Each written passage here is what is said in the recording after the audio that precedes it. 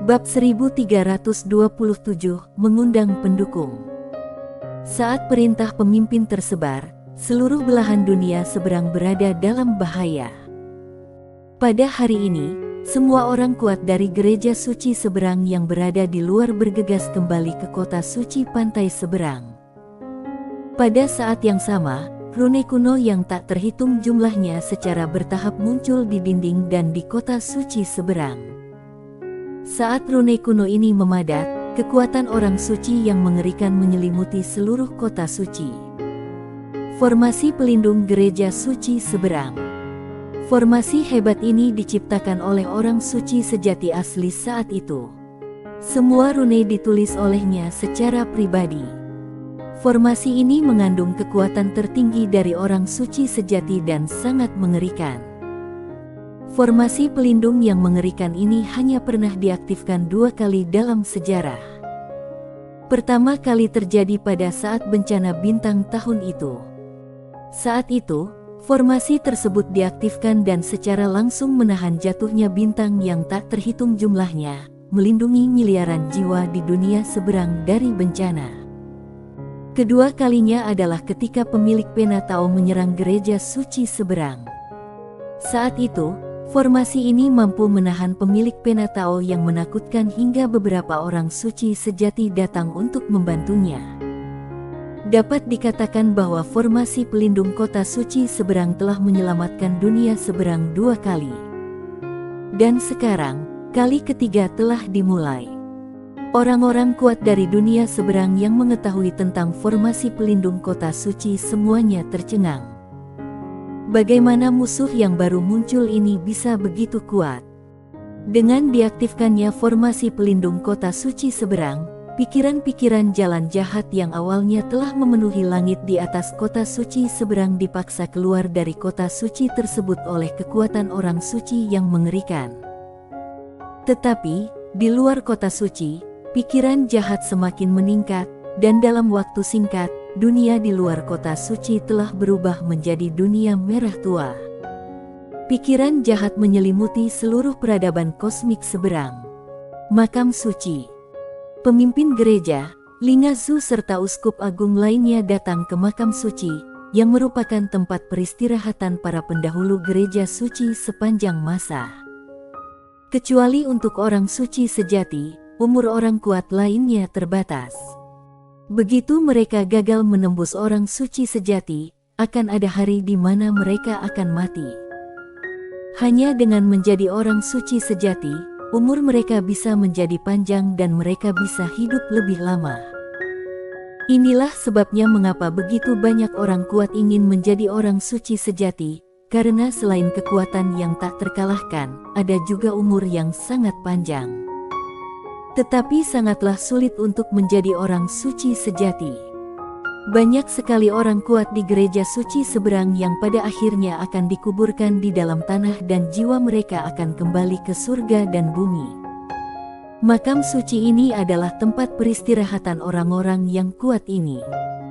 Meskipun mereka semua telah tumbang, setiap orang berkuasa di gereja suci seberang akan meninggalkan jiwa virtual dan menyimpannya di makam suci saat mereka meninggal, sehingga mereka dapat melakukan tugas terakhir mereka untuk kuil suci saat berada dalam bahaya.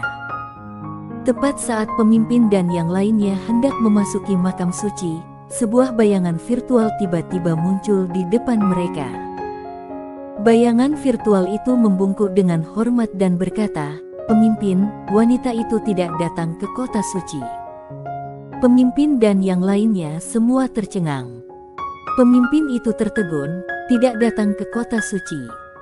Bayangan virtual, ya. Pemimpin itu bertanya dengan suara berat, "Kemana dia pergi?"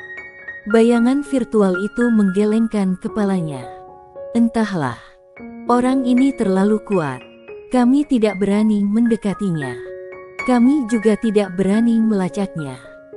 Kami hanya bisa menilai dari auranya." Aura jalan jahat belum menyebar ke gereja suci. Pemimpin itu terdiam. Setelah beberapa saat, tidak tahu apa yang dipikirkan pemimpin dan yang lainnya, dan wajah mereka berubah pada saat yang sama. Setelah Fasafan tiba di belahan dunia seberang, dia tidak langsung pergi ke kota suci di belahan dunia seberang, tetapi datang ke tanah liar di utara. Ketika dia melangkah ke tanah liar di utara, langit seluruh berubah menjadi lautan darah. Pikiran jalan jahat yang mengerikan menyelimuti seluruh wilayah itu. Para prajurit barbar dan kuat yang tinggal di tanah ini menatap lautan darah dengan ketakutan di mata mereka. Sejak kekalahan perang suci tahun itu, orang-orang kuat di seluruh tanah liar hanya bisa bertahan hidup. Fasafan datang ke sebuah reruntuhan, ada tembok-tembok yang rusak dan reruntuhan di mana-mana, dan pilar batu miring di sana-sini, dalam keadaan rusak. Inilah bekas rumah leluhur liar. Fasafan melihat reruntuhan itu, lalu mengulurkan jarinya dan menyapukannya dengan ringan. Dalam sekejap, seluruh reruntuhan itu berubah menjadi ketiadaan. Di bawah reruntuhan itu, ada formasi cahaya keemasan yang besar. Di bawah formasi cahaya ini, ada aura tersembunyi. Fasafan dengan ringan mengarahkan jarinya ke formasi cahaya, dan formasi cahaya itu langsung diselimuti oleh cahaya merah darah. Pada saat ini, formasi cahaya itu tiba-tiba meledak dengan ribuan cahaya ilahi. Tetapi saat Fasafan dengan ringan menyapu jarinya, ribuan cahaya ilahi itu berubah menjadi abu. Formasi cahaya pun ikut hancur. Bang! Seberkas cahaya hitam tiba-tiba muncul dari tanah. Di dalam kolom cahaya, seorang pria paruhbaya yang diikat dengan rantai besi perlahan berjalan keluar. Pria paruhbaya itu mengenakan jubah hitam, bertubuh tinggi, memiliki rambut panjang yang terurai di bahunya, dan otot-ototnya menonjol penuh dengan kekuatan yang meledak-ledak. Ada rantai besi emas yang diikatkan di sekitar tenggorokan dan anggota tubuhnya, dan ujung rantai lainnya berada jauh di bawah tanah. Leluhur liar. Setelah perang suci dikalahkan, dia disegel dan ditekan di sini. Setelah leluhur liar keluar, dia menatap Fasafan di depannya, matanya penuh kewaspadaan. Siapa kamu? Aura wanita di depannya benar-benar mengerikan. Dia hanya merasakannya pada satu orang dalam sejarahnya, dan itu adalah pemilik pena Tao. Fasafan menatap leluhur liar di depannya dan berkata, mulai sekarang, ikutilah aku. Leluhur liar menyipitkan matanya sedikit, apa maksudmu? Fasafan berkata dengan tenang, apakah kamu tidak ingin membalas dendam? Apakah kamu tidak ingin menghapus rasa malu dari kuil leluhur liar? Ekspresi leluhur liar tiba-tiba menjadi ganas. Seberapa memalukankah bagi kuil leluhur liar setelah mereka dikalahkan dalam pertempuran itu? Banyak sekali pria kuat yang ditahan dan dijadikan budak.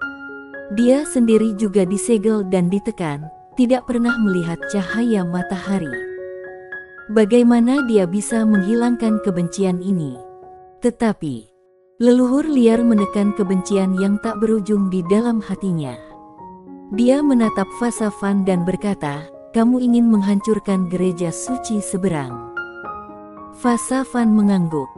Leluhur liar berkata dengan tenang, maafkan aku karena terus terang, kamu sangat kuat, mungkin tidak lebih lemah dari pemilik pena Tao saat itu, tetapi bahkan dia tidak mampu mencapai gereja suci seberang, jadi.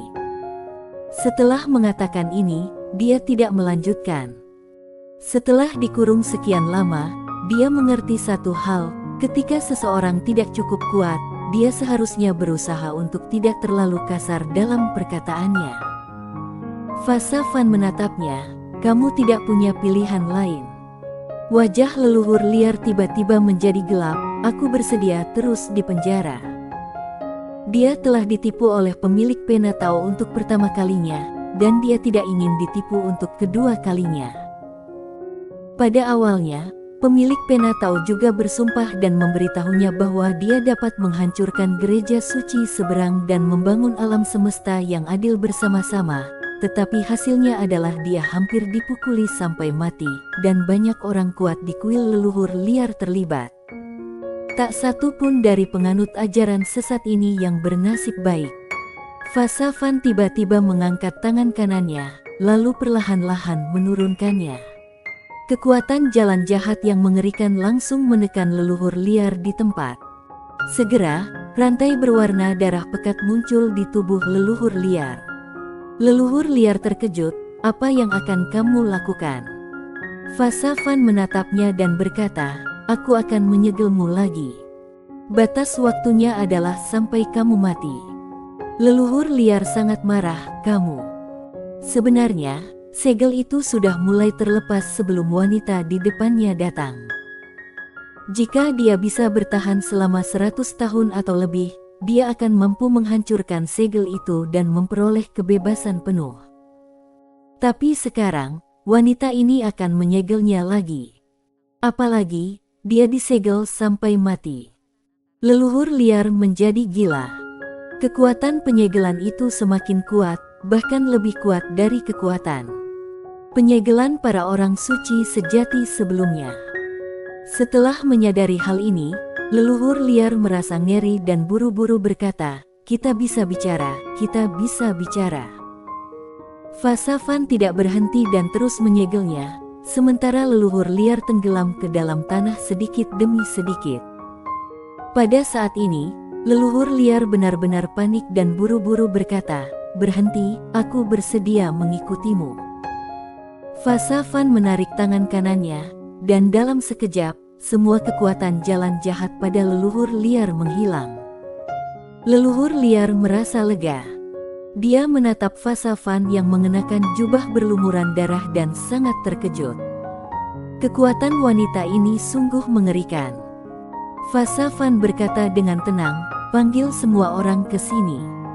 Setelah leluhur liar berdiri, dia berkata dengan suara yang dalam, apakah kita akan menyerang kota suci di pantai sebelah sekarang? Fasafan menggelengkan kepalanya. Leluhur liar agak bingung. Fasafan menatap ke langit dan berkata dengan tenang, untuk menjadi orang jahat, kamu harus menggunakan otakmu, mengerti? Leluhur liar. Dengan kedatangan Fasafan, seluruh alam semesta di pantai seberang diselimuti oleh pikiran-pikiran jalan jahat. Sekarang satu-satunya tempat yang tidak terpengaruh oleh pikiran-pikiran jalan jahat ini adalah kota suci seberang. Orang-orang kuat yang tak terhitung jumlahnya bergegas menuju kota suci seberang. Di kota suci seberang, semua orang kuat berada dalam siaga tinggi. Di tembok kota, Nano, putra suci dari pantai seberang, memandang langit merah darah di kejauhan dengan ekspresi serius. Bidat. Kekuatan bidat ini terlalu kuat. Tidak tahu apakah dia bisa menghentikannya. Saat pertama kali menerima warisan perahu suci, tekad suci yang diterimanya adalah untuk melawan ajaran sesat dari keluarga Yang. Awalnya dia berpikir ada waktu untuk pengembangan, tetapi dia tidak menyangka bahwa ajaran sesat ini akan datang secepat itu. Dia bahkan belum menjadi orang suci sejati, dan sekarang sudah muncul lawan yang begitu kuat. Siapa yang bisa menahan ini? Nano sedikit kesal. Setelah merenung cukup lama, dia kembali ke pagoda kecil. Sekarang tugas yang paling mendesak adalah berlatih dengan cepat. Tekanannya sungguh terlalu besar.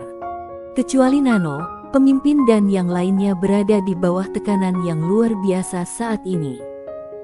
Saat wanita ini menginjakkan kaki di dunia seberang, seluruh peradaban kosmik di dunia seberang diselimuti oleh pikiran jahat.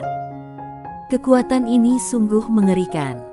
Maka pemimpin itu dan yang lainnya pun menemui Nano, putra suci dari pantai seberang. Alasan mengapa tidak pergi mencari Sander Ye adalah karena Sander Ye sedang berlatih sekarang. Pemimpin dan yang lainnya mengelilingi Nano. Pemimpin berkata dengan suara yang dalam, putra suci, wanita ini sangat kuat, apakah kamu punya solusi? Nano terdiam.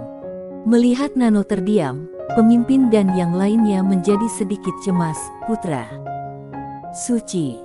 Nano menatap semua orang, lalu berkata, jangan khawatir, aku akan bertarung sampai mati.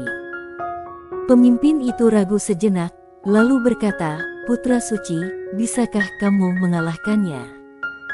Nano memikirkannya dan berkata dengan jujur, aku tidak bisa mengalahkannya. Setiap orang. Nano berkata lembut, aku hanya bisa meminta bantuan. Bersambung.